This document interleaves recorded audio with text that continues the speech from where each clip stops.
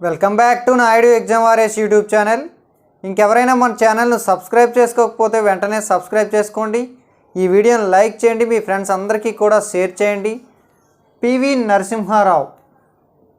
నరసింహారావు గారు మీ అందరికీ తెలుసు, ఆల్రెడీ అంతా కూడా విన్నారు, చూశారు. ఆంధ్రప్రదేశ్ ఉమ్మడి రాష్ట్రానికి చెందినటువంటి ముఖ్యమంత్రి, అలాగే భారతదేశ ప్రధానమంత్రిగా పనిచేసినటువంటి పివి నరసింహారావుని భారతరత్న అవార్డుతో అయితే మన కేంద్ర ప్రభుత్వము సత్కరించే ఒక ప్రకటన అయితే చేయడం జరిగింది. సో మరణానంతరం పివి నరసింహారావు గారికి భారతరత్న అవార్డు అయితే రానుంది, ఆల్రెడీ ప్రకటించడం అయితే జరిగింది. అయితే ఈ యొక్క పివి నరసింహారావుతో పాటుగా మరొక నలుగురికి ఇదే సంవత్సరం ప్రకటించడం జరిగింది.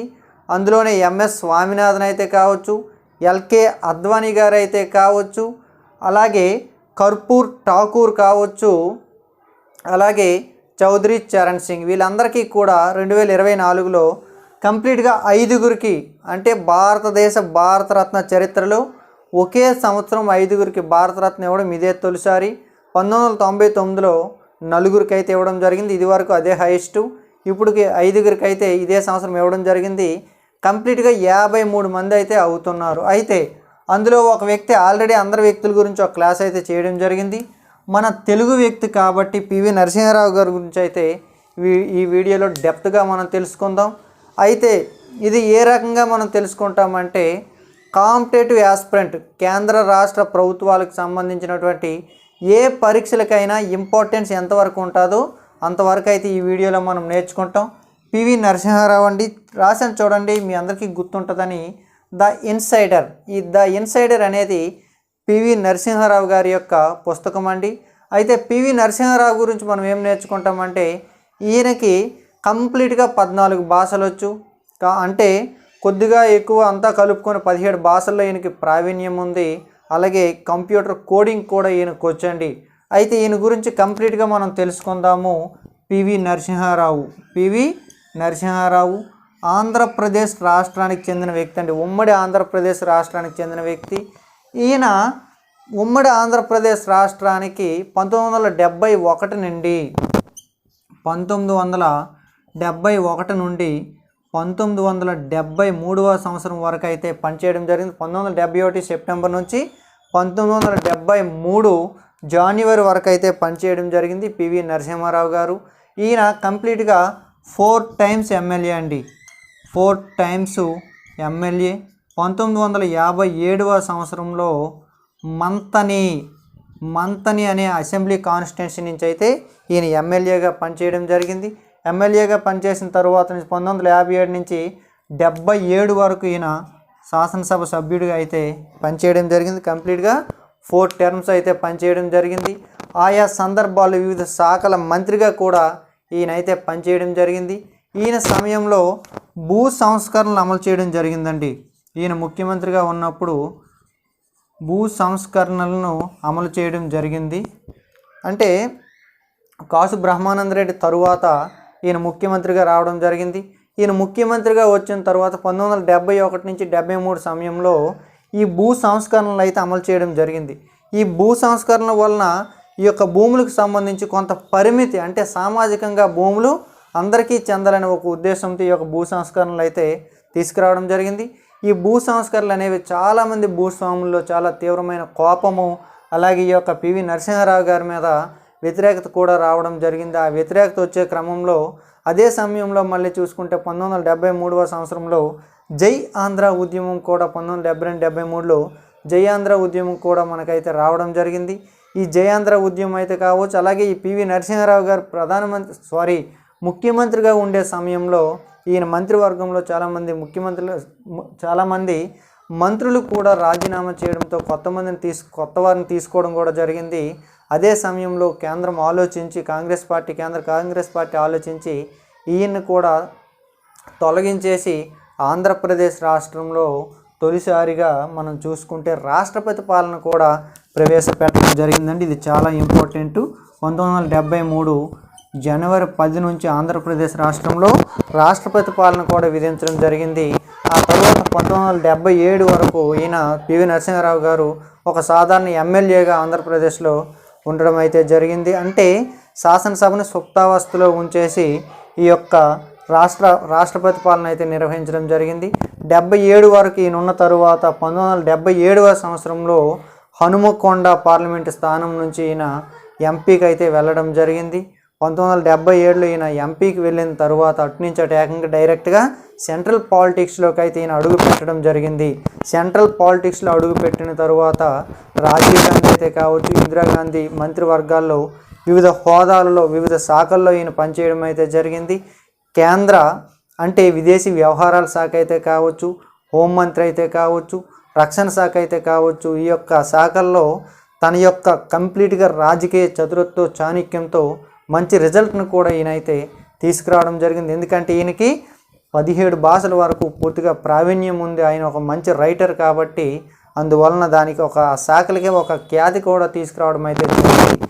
అయితే ఇదిలా ఉండగా 1991 నాటికి భారతదేశంలో రాజకీయాలు మనం పరిశీలిస్తే రాజీవ్ గాంధీ గారు ప్రధానమంత్రి కోసం అయితే పోరాటం చేస్తున్నారు. ఎన్నికల ప్రచారంలో భాగంగా ఆయన తమిళనాడులోని మరణించడం అయితే జరిగింది. అదే సమయంలో 1991 నాటికి 1991 నాటికి పివి నరసింహారావు గారు కంప్లీట్గా రాజకీయాలు వదిలేయాలని ఒక నిర్ణయానికి రావడం జరిగింది. ఆ 1991 ఎన్నికల్లో కూడా ఆయన పోటీ చేయలేదు. 1991 ఎన్నికల్లో ఆయన అసలు పోటీ చేయలేదు. అయితే 1991 ఎన్నికల నాటికి ఈయన మరణించారు. ఎవరు మరణించారు? రాజీవ్ గాంధీ గారు మరణించారు.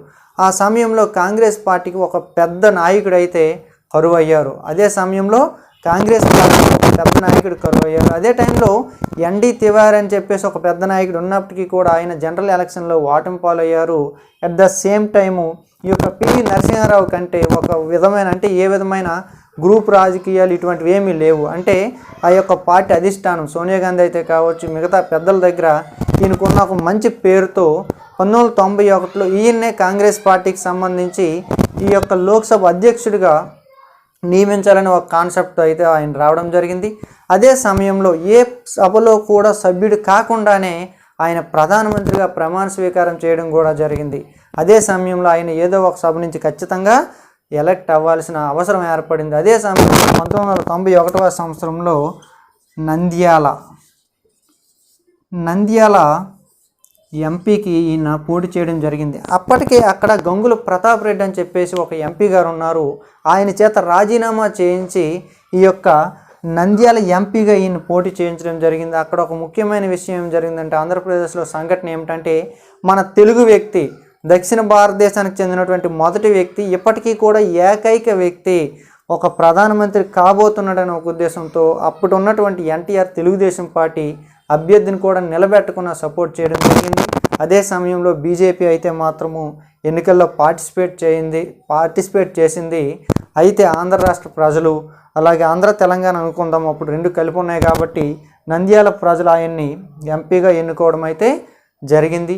ఎంపీగా ఎన్నుకున్న తరువాత ఈయన ప్రధానమంత్రి అప్పటికే ఉన్నారు కాబట్టి ఒక సంఖ్యాబలం లేనటువంటి ఒక మైనారిటీ ప్రభుత్వాన్ని సంఖ్యాబలం లేనటువంటి మైనారిటీ ప్రభుత్వాన్ని 5 సంవత్సరాలు కంప్లీట్గా నడిపించడం జరిగిందండి. 5 సంవత్సరాలు కంప్లీట్గా నడిపించడం జరిగింది. ఇది ఒక రిజల్ట్, ఇది ఒక పెద్ద రికార్డ్ ఈ రిజల్ట్. ఇంకొక విషయం ఏంటంటే గాంధీ యాత్ర ప్రధాని 5 సంవత్సరాలు పరిపాలించడం కూడా ఇదే తొలిసారి, అది కూడా మైనారిటీ ప్రభుత్వాన్ని అయితే ఈయన నడిపించడం జరిగింది.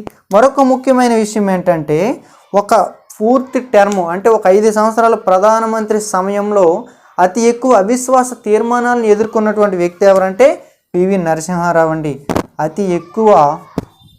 అత్యధిక అవిశ్వాస తీర్మానాలు ఎవరి టైంలో అంటే ప్రవేశపెట్టారు? ఈ యొక్క పివి నరసింహారావు గారి టైంలోనే అత్యధిక అవిశ్వాస తీర్మానాలు కూడా ప్రవేశపెట్టడం జరిగింది. అయితే ఈ యొక్క ప్రధానమంత్రిగా ఉన్నటువంటి ముఖ్యమైన సంఘటనలు మనం ఒకసారి చూసుకుంటే అలాగే కొన్ని రిఫార్మ్స్ కూడా తీసుకురావడం జరిగింది. అందులోనే ముఖ్యమైనది ఏమిటంటే ఆర్థిక సంస్కరణలు. ఈ ఆర్థిక సంస్కరణల గురించి కానీ మనం ఒక్కసారి పరిశీలిస్తే ఈ ఆర్థిక సంస్కరణలు తీసుకురావడం వల్లనే ఈరోజు మనకి భారతదేశము ఇంత గొప్ప ఆర్థిక వ్యవస్థగా అభివృద్ధి చెందుతూ ఉందన్న విషయాన్ని అయితే అందరూ ఒప్పుకోవాల్సిన విషయమే. అయితే ఇంకొక విషయం ఏంటంటే పివి నరసింహారావు గారికి ఈ యొక్క ఆర్థిక వ్యవస్థ పైన కనీస పట్టు కూడా లేదంట. మరి ఎంతవరకు నిజమో చూడాలి. పట్టు కూడా లేదంట. కానీ పూర్తి స్వేచ్ఛ ఆయన మన్మోహన్ సింగ్కి అయితే ఇవ్వడం జరిగింది. అప్పుడు ఆర్థిక మంత్రి ఎవరంటే మన్మోహన్ సింగ్ అండి. ఈ మన్మోహన్ సింగ్కి అయితే ఆర్థిక శాఖ అయితే ఇవ్వడం జరిగింది. మన్మోహన్ సింగ్ గారికి ఆర్థిక శాఖ అయితే ఇవ్వడం జరిగింది. మన్మోహన్ సింగ్కి ఆర్థిక శాఖ ఇవ్వడం జరిగింది. ఆయన ఈ యొక్క ఆర్థిక సంస్కరణలు తీసుకురావడంతో అద్భుతమైన ప్రగతి అయితే మనం సాధించాము. అంటే ట్యాక్సెస్లు అయితే కావచ్చు, కంప్లీట్గా ఆర్థిక వ్యవస్థ అయితే కుదుట పడింది. ఇంకా దివాలా తీసే పరిస్థితుల్లో ఉంది భారతదేశము. ఆ సమయంలో ఆర్థిక శాఖ కుదుటపడి ఒక ఆర్థిక సంస్కరణ వలన ఈరోజు భారతదేశ ఆర్థికంగా బాగా పురోగతి సాధించిందని అయితే మనం అర్థం చేసుకోవాలి. దాని అంతటి కారణము పివి నరసింహారావు అయితే కావచ్చు, అలాగే మన్మోహన్ సింగ్ అయితే కావచ్చు. ఎందుకంటే పేరు ఆయనకే చెందుతుంది కాబట్టి మనం అందులో ఏ విధమైన డౌట్ లేకుండా ఉండొచ్చు. మరొక విషయం ఏంటంటే ఈ పివి నరసింహారావు ప్రధానమంత్రిగా ఉన్నప్పుడే ఇక్కడే చిన్న విమర్శలు కూడా రావడం జరిగింది. రామ జన్మభూమికి ఎల్కే అద్వానీ గారు రథయాత్ర చేశారండి. ఈ రథయాత్రని అడ్డుకోలేకపోయాడు. అలాగే రథయాత్ర జరిగింది. రథయాత్ర అనేది పక్కన పెడితే బాబ్రీ మసీదు కూల్చివేత అండి. బాబ్రీ మసీదు కూల్చివేత యాక్చువల్లీ రథయాత్ర ముందే జరిగింది. బాబ్రీ మసీదు కూల్చివేత మాత్రము పివి నరసింహారావు గారు ఈ యొక్క ప్రధానమంత్రిగా ఉన్నప్పుడు జరిగిందని అయితే మనం అర్థం చేసుకోవాలి. చూసుకుంటే ఈయన లుకీస్ట్ పాలసీని అవలంబించడం అయితే జరిగిందండి. లుకీస్ట్ పాలసీని అయితే విదేశాలతో లుకీస్ట్ పాలసీని అయితే ఈయన అవలంబించడం జరిగింది. అలాగే మరొక ముఖ్యమైనది ఏంటంటే ఈరోజు భారతదేశము పల్లెలు పట్టణాలు, దీని గురించి మనం మాట్లాడుకోవాలంటే 73 మరియు 74 రాజ్యాంగ సవరణలు. ఈ యొక్క కాన్స్టిట్యూషనల్ అమెండ్మెంట్స్ ఏంటంటే 73 మరియు 74. 73 అనేది మనం చూసుకుంటే ఈ యొక్క పల్లెలు అంటే పంచాయతీలకు రాజ్యాంగ ప్రతిపత్తిని కల్పించినటువంటి 73వ రాజ్యాంగ సవరణ, అలాగే పట్టణాలకు రాజ్యాంగ ప్రతిపత్తి కల్పించిన 74వ రాజ్యాంగ సవరణ కూడా ఈ రెండింటికి కూడా రాజ్యాంగ ప్రతిపత్తిని కల్పించినటువంటి ప్రధానమంత్రి ఎవరంటే పివి నరసింహారావు గారి ఈ యొక్క ప్రధానమంత్రిగా ఉన్న టర్మ్లోనే జరిగిందని అయితే మనం అర్థం చేసుకోవాలి. అలాగే ముఖ్యమంత్రిగా పనిచేసి ప్రధానమంత్రి అయిన వ్యక్తుల్లో 4వ వ్యక్తి ఈ పివి నరసింహారావు అండి. 4వ వ్యక్తి పివి నరసింహారావు. అంటే సీఎంగా పనిచేసి ప్రధానమంత్రి అయినటువంటి వ్యక్తుల్లో 4వ వ్యక్తి పివి నరసింహారావు. అలాగే కేంద్ర మంత్రిగా పనిచేసి ప్రధానమంత్రి అయినటువంటి వ్యక్తుల్లో 7వ వ్యక్తి అండి. ప్రధానమంత్రిగా పనిచేసి కేంద్ర మంత్రిగా పనిచేసి ప్రధానమంత్రి అయిన వ్యక్తుల్లో పివి నరసింహారావు 7వ వ్యక్తి. అలాగే ముఖ్యమంత్రిగా పనిచేసి ప్రధానమంత్రి అయిన వ్యక్తుల్లో 4వ వ్యక్తి. అయితే పివి నరసింహారావు గారు భారతదేశానికి ఎన్నవ ప్రధానమంత్రి అంటే 9వ ప్రధానమంత్రి అండి. ఎన్నవ లోక్సభ కంటే 10వ లోక్సభ కండి. ఓకే, ఈయన యొక్క గమ్మత్తైన విషయం ఏంటంటే తెలంగాణ గురించి మాట్లాడుకుని ఇప్పుడు ప్రస్తుతం తెలంగాణ కదా, తెలంగాణలోని హనుమకొండ అయితే కావచ్చు, అలాగే మహారాష్ట్ర నుంచి కూడా ఎంపీగా గెలిచాడు. లోక్సభకి మహారాష్ట్ర నుంచి గెలిచాడు. ప్రస్తుతం ఆంధ్రప్రదేశ్లో ఉన్నటువంటి నంద్యాల నుంచి గెలిచాడు. అలాగే బర్హంపూర్ నుంచి కూడా గెలవడం అయితే జరిగింది. సో ఈ యొక్క ఇన్ని ప్రాంతాల నుంచి కూడా ఆయన అయితే ప్రజలు చట్టసభలకు అయితే పంపించడం జరిగింది. అయితే 1921వ సంవత్సరంలో జన్మించినటువంటి పివి నరసింహారావు గారు 2004వ సంవత్సరంలో మరణించారు. ఈ ప్రధానమంత్రిగా పనిచేసిన తరువాత ఎన్నికల్లో కూడా ఆయన ఎంపీగా గెలవడం అయితే జరిగింది. అయితే 1991లోనే రాజకీయాల నుంచి వైదొలిగే సమయంలో ఆయనకు ప్రధానమంత్రి పదవి వరిస్తుందని అయితే ఆయన కూడా భావించలేదు. అయితే ఆయన పైన కూడా కొన్ని అవినీతి మచ్చలు కూడా ఉన్నాయి. వాటికి సంబంధించి అందరూ కూడా కోర్టుకు వెళ్ళడం అయితే జరిగింది. కోర్టులు మాత్రం ఆయన మరణించే నాటికి ముందు 2003 నాటికైతే వేసిన అన్ని కేసులకు సంబంధించి ఒక కోర్టు ఆయనని దోషిగా ప్రకటించినప్పటికీ కూడా అది ఎంతో కాలం నిలవకుండా మరొక నెలలోనే మళ్ళీ మరొక హైకోర్టు నిర్దోషిగా తేలడం అయితే జరిగింది. అయితే ప్రధానమంత్రిగా పనిచేసిన తరువాత ఒక కోర్టు ఎవరైనా వ్యక్తిని దోషిగా చెప్పిందంటే ఆ వ్యక్తి ఎవరంటే పివి నరసింహారావు. అయితే దోషిగా చెప్పినంత మాత్రం అది దోషి కాదు. ఆ తరువాత మరొక కోర్టు దాన్ని నిర్దోషిగా ప్రకటించడం జరిగింది. ఆయన పైన ఉన్నటువంటి అవినీతి ఆరోపణలు అన్నిటికీ కూడా కోర్టులు అయితే ఈయన అవినీతి చేయలేదని చెప్పేసి నిర్దోషని అయితే చెప్పడం జరిగింది. భారత రాజకీయాల్లో ఒక వ్యక్తి ఎవరైనా ఉండాలి అంటే చాలామంది ఉంటారు, ఖచ్చితంగా ఉండాల్సిన వ్యక్తి ఎవరంటే ఈయన. ఎందుకంటే అంత భాషా కోవిదుడు, మంచి రైటరు ఆయన. అంటే ఈ యొక్క శాస్త్రాల పట్ల కావచ్చు, లేదంటే భారతదేశంలో ఉన్నటువంటి సంస్కృతి సాంప్రదాయాలపైన కూడా ఆయనకి చాలా ఆసక్తి ఉంటుంది. అష్టావధానం కూడా ఆయన చేయడం అయితే జరిగింది. 2004వ సంవత్సరంలో మరణించడం అయితే జరిగింది. 2004 సంవత్సరంలో మరణించినప్పటికీ కూడా 2024వ సంవత్సరంలో ఆయనకి భారతరత్న అవార్డు ఇవ్వడం అనేది తెలుగువారుగా మనందరం కూడా గర్వించదగ్గ విషయము. ఎందుకంటే ఆయనకి భారతరత్న కూడా చిన్నదేమో, ఎందుకంటే ఇదివరకే ఇవ్వాలి. అసలు భారతరత్న ఎవరికి ఇస్తారు?